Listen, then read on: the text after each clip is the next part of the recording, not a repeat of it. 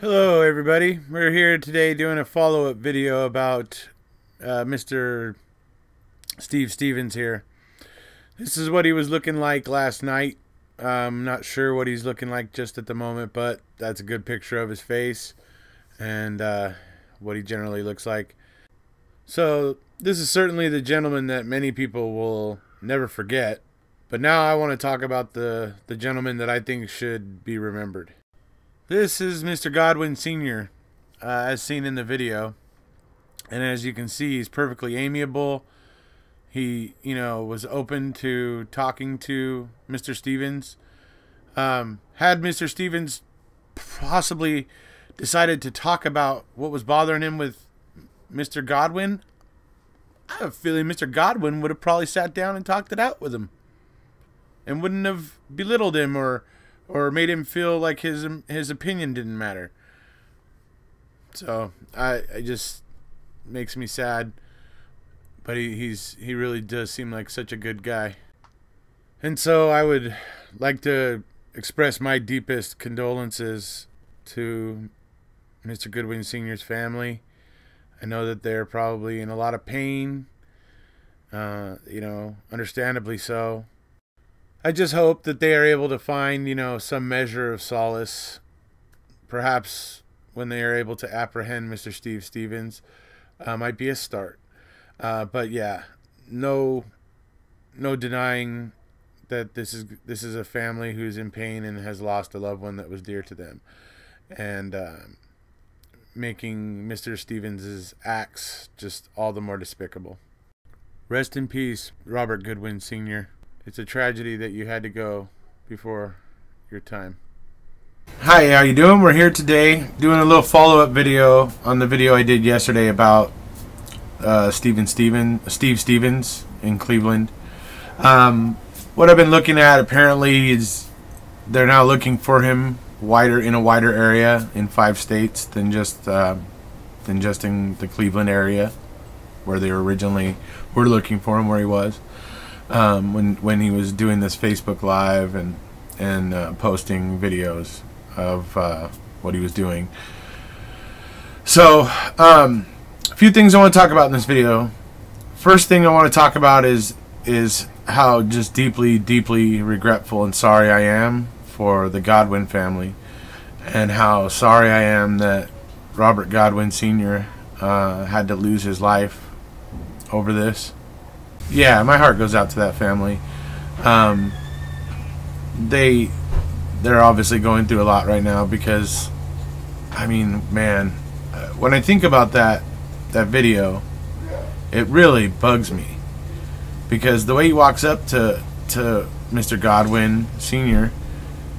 Mr. Godwin Sr. is almost happy to talk to him. He's just like, oh yeah, hi, oh yeah, Joy Lane, like he's like, you could tell he's a really nice guy. You could tell he was just a very, very good person, and he was just happy to talk to somebody on the street, and that's what he got. It seriously bothers me.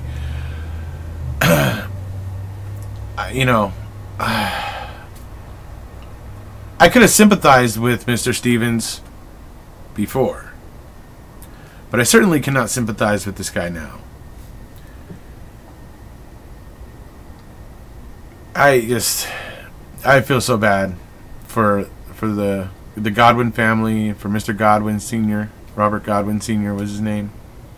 May he rest in peace. But yeah, there's no words, really. There really isn't. Which is going to bring us to the second point of why I wanted to talk, and make this video and talk about this, is the whole issue of Facebook Live and what it means. I mean, yeah, I'm capable of making this decision that I'm able to watch something like that.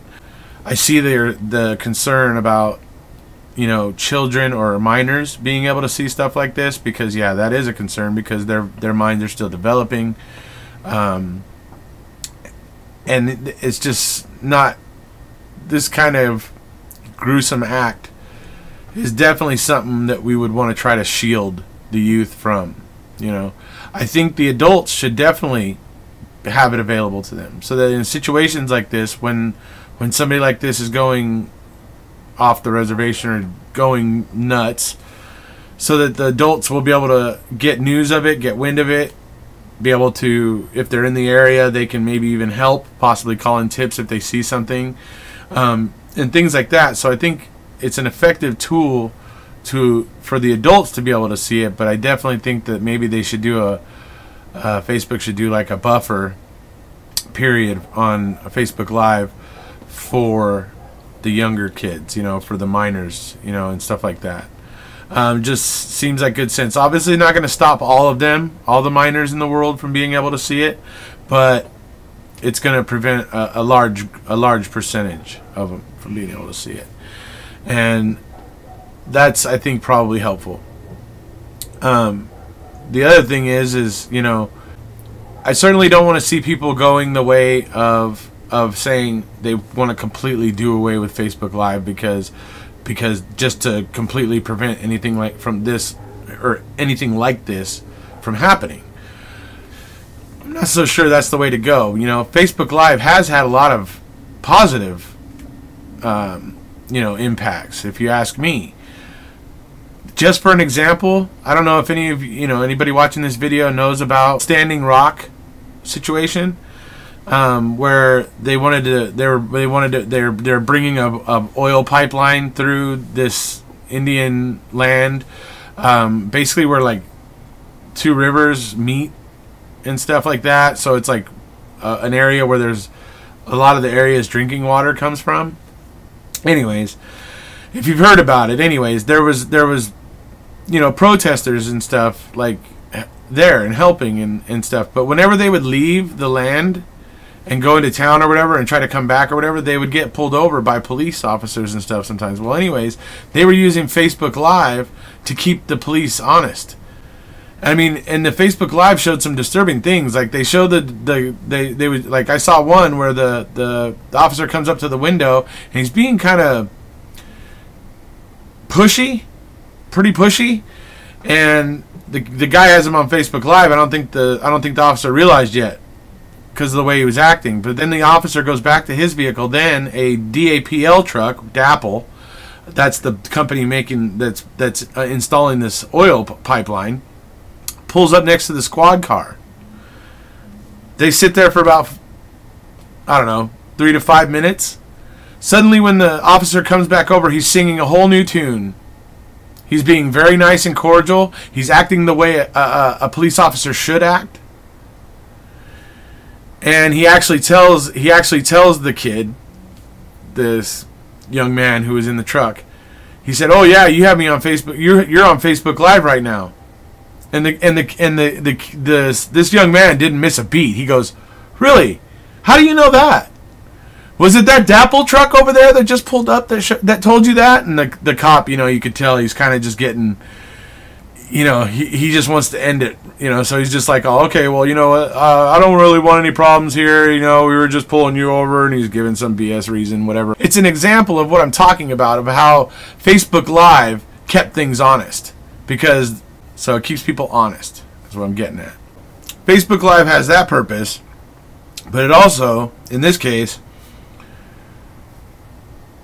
you know, it caused this guy, Mr. Stevens, to catch himself.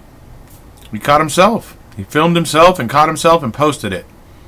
So, at least Facebook Live is going to make some things a lot easier. I'm not going to have to waste as much money with litigation on this guy, because he gave the proof of his crime before he ever got arrested. So that's another upside of Facebook Live, because and trust me, there's no way in hell that I believe if there wasn't Facebook Live he wouldn't have done it. No, that guy was going nuts. He was going off the rails, and there was nothing that was going to stop that. Facebook Live just happened to be there as a way for him to, you know, vent, essentially. So, I mean, it was a tool. And like I said, it allowed him to seal his own fate. As horrific as it is, because I keep thinking of Robert Godwin Sr. and, you know, how unfair it was to him. And I don't care how unfair Steve Stevens thinks the world was to him. That everybody's got problems. Everybody does. And for Mr. Stevens to somehow assume that his problems trump everybody else's and that he can start killing people over it, that's a problem. And honestly, I think he needs to be made an example of. To be perfectly honest, I think I think that he needs to be made an example of. Other people need to see something significantly, you know, deterring happen to him, so that other people don't think that this is cool or some other crap. And I hope they find him soon, and I hope they find him before he kills any other people, anybody else, you know. Because, you know, yeah, like I said, he's off the rails, and it's whatever caused him to go off the rails.